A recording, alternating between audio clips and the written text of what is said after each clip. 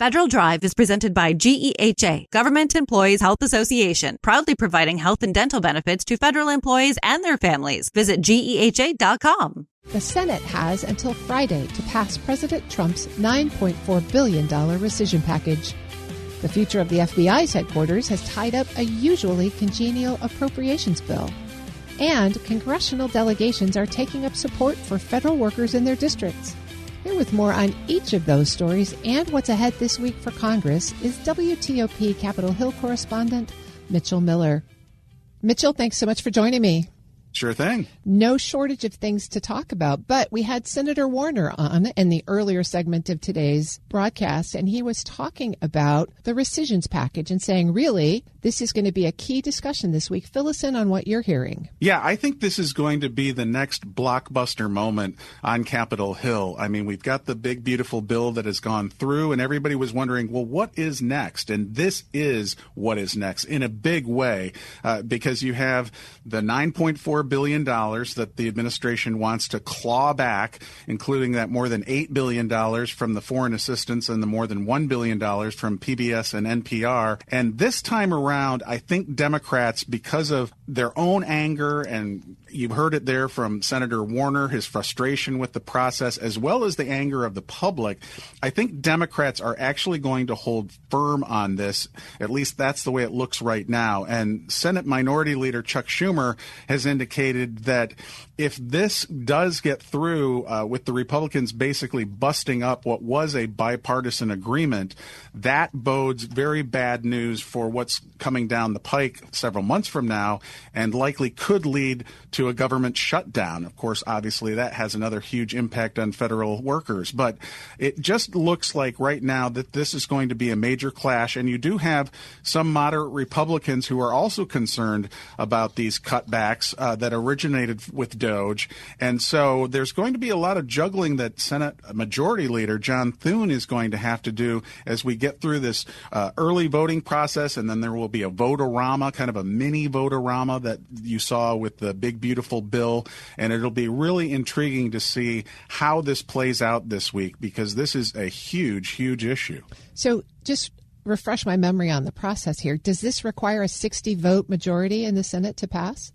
So this actually only requires a majority of Republicans in the Senate, and there is still a lot of pressure because Senate Majority Leader John Thune can only afford to lose 3 of those Republicans, and there are several Republicans on the fence right now. You have the Republican moderates that are often kind of the deciding factor in some of these cases, like Maine's Susan Collins, Alaska's Lisa Murkowski, and Senator Mike Rounds, actually, who is from South Dakota as well as Thune. He has some issues with cutting back. He's worried about rural public radio stations. They all have a variety of different interests here. And so there's going to be a lot of work that John Thune is going to have to do this week. It's really a critical time for him. And then you have a variety of other factors, too, politically. For example, Iowa's Joni Ernst is reportedly thinking about retiring. Does that change how she views some of these issues?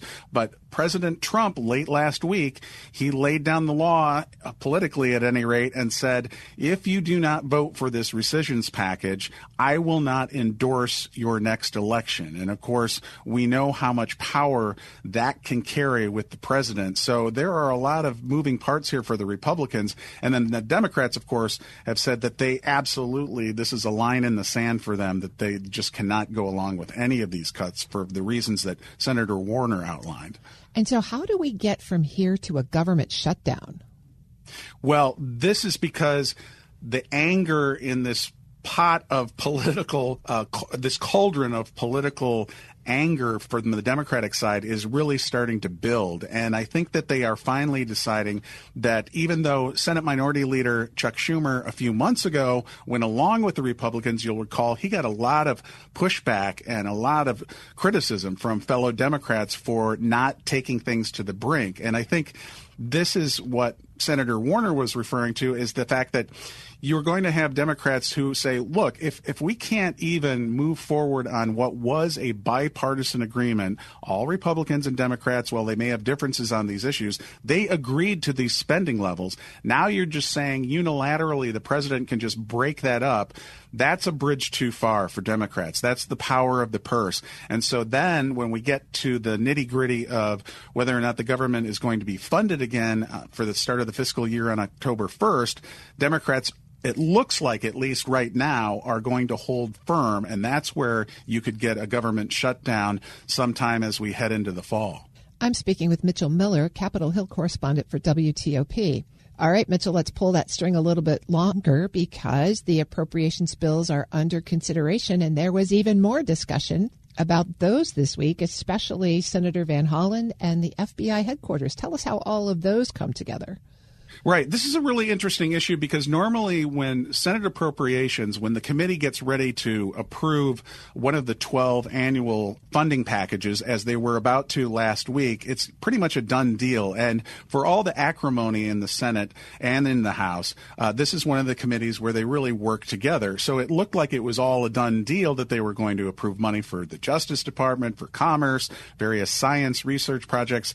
And then Senator Van Hollen of Maryland said, wait a second, the president just out of nowhere, essentially, in the last week or two, said that he wanted to move the FBI headquarters from its current location, which everyone agrees is deteriorating, to the Ronald Reagan building.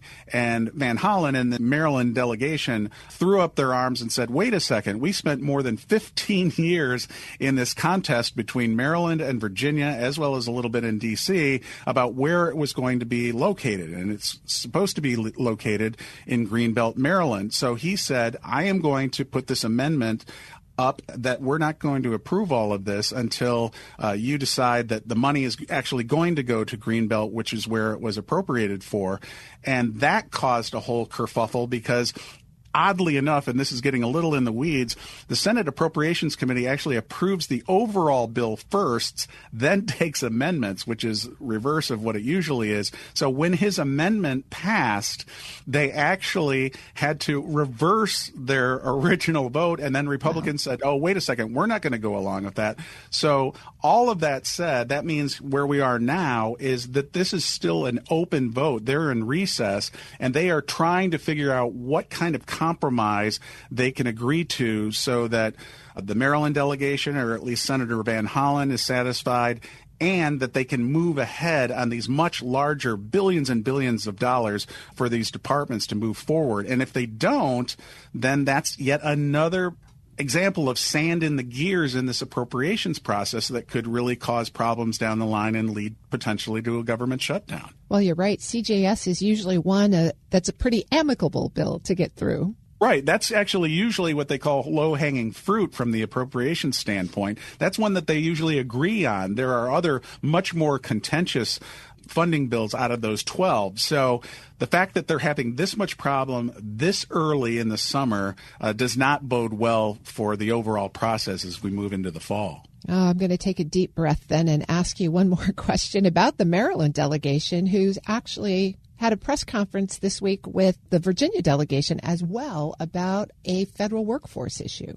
Right. This is an issue that even though it specifically relates to EPA employees, we have seen this in other agencies where federal employees within these agencies are seeing what's happening, and a lot of them take issue with how the new leadership effectively, in their view, is tearing things down. And that's what's happening, at least in the view of many of these people with EPA. So they signed a letter of dissent, 139 of them, and said, wait a second, we're not ready to go along with this. And then that's when the administration and the EPA at the top said, no, we're going to put you on administrative leave unless you go along with what our policies are. Well, that caused Maryland lawmakers, including Glenn Ivey, April McLean Delaney, both to get involved, as well as Virginia lawmakers, including Don Beyer.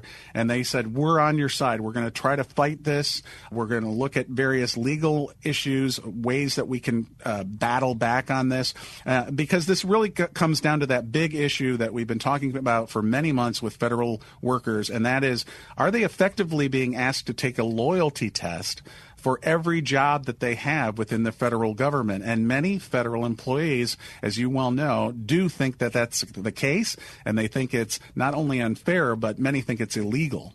So what did the congressional delegation suggest might be their next step?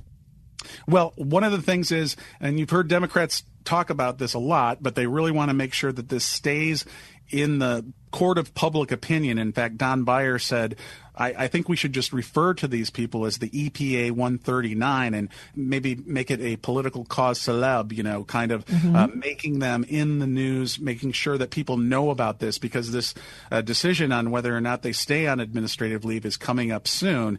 And then there are, of course, the legal matters about whether they will be able to fight this in the courts. It's still a little bit unclear, but the AFGE union has gotten involved. They are saying that they're looking at their options. So it's kind of a familiar situation, I know, for a lot of federal workers, and it can be frustrating where you talk about court of public opinion versus courts of law. And then, of course, you had the big decision from the Supreme Court last week that really has upset workers about moving forward with these federal RIFs and firings and layoffs. So just a lot of tension, as you well know, within these federal agencies as they try to figure out what their options actually are. Well, we've got a newly confirmed OPM director, so Scott Cooper's going to have his hands full, I think. Yes, Scott Cooper comes from the world of finance, and he's going to be crunching a lot of numbers because he's going to be under pressure from his boss at the White House to get OPM to continue to bring about these cuts in the federal workforce. Now, what he is saying is that he will try to make this a more organized type of approach to things, and this is something that Russell Vought has talked about as well, that it is going to move from this period of really a lot of people thought it was confusing and disarray with the DOGE cuts, and trying to streamline these more, at least a little bit more traditionally, in the way that employees are told about what their expectations are, how this could move forward if they get cut or if there are rifts. But he is going to, again, be under a lot of pressure to scale down the size of the federal workforce. So he's got a lot of work ahead for him. Well, Mitchell, thank you as always for the clarity on these big issues. Absolutely. Mitchell Miller is Capitol Hill correspondent for WTOP. We'll post this interview at federalnewsnetwork.com/Federal Drive. Hear the Federal Drive on demand. Subscribe wherever you get your podcasts.